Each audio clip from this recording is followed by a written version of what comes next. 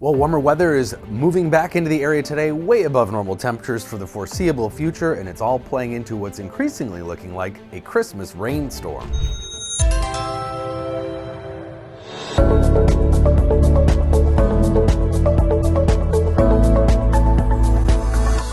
So mild air already moving back in today, not the ridiculous warmth just yet. Highs will be in the upper 30s, which is 10 degrees above normal, though. That normal high is about 27 degrees, still sub-freezing in the northern part of the state. And then tomorrow, we jump up to around 40, into the 40s across southwestern Minnesota. And then we'll skip ahead here till the weekend because that's when temperatures get really kind of ridiculously warm here. These are looking at temperature anomalies, or that departure or difference from normal. And you can see a lot of red. It gets worse actually heading into the weekend. That's when temperatures will be as much as 20 to 25 degrees above where they should be for the time of year. And this isn't just, of course, a one-off thing. This is what we've been seeing all month and really all fall and all year so far this year. So mid to upper 40s for Saturday. Sunday, Christmas Eve, we're looking at record-breaking temperatures, looking increasingly likely. And it's very rare for a record to look likely to be broken this far in advance. The record high is 46. It looks like we could hit 50 on Christmas Eve, and Christmas Day will still be very warm, well into the 40s, all the way up to the international border, in fact. And that's why this next system is going to be probably mostly rain for most of us.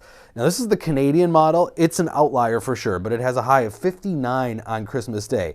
While I don't think we'll be anywhere near that, the fact that a computer model is even putting that out there shows just how warm the air mass is that's moving into the area. That's even a possibility. And this is looking at an average of the models, highs and lows for the next several days. And I want you to see that the forecast low temperatures even are above the normal highs. That's just how incredibly warm it is. So as this next system develops, looks like rain develops here Christmas Eve, probably midday or into the afternoon, with snow off to the west where it'll be colder back in the Dakotas. The problem is we're going to be positioned in such a way with this system that there's going to be a lot of warm air being drawn into it. Counterclockwise, air moves around low pressure areas. So there will be cold flowing in on the western and southwestern side of the center of that system, but we stay east and northeast of that, so it means it stays pretty warm. So the best chances of snowfall really are looking like the Dakotas, maybe into northern Minnesota at the end of the system, but even then, it's looking like maybe not a lot of snow. So this could all change still, but given our track record this month so far and how much warm air will be around, it really is hard to see how we see any significant snowfall out of this for most of Minnesota. In fact, there's going to be a lot of precip. This is liquid equivalent precipitation.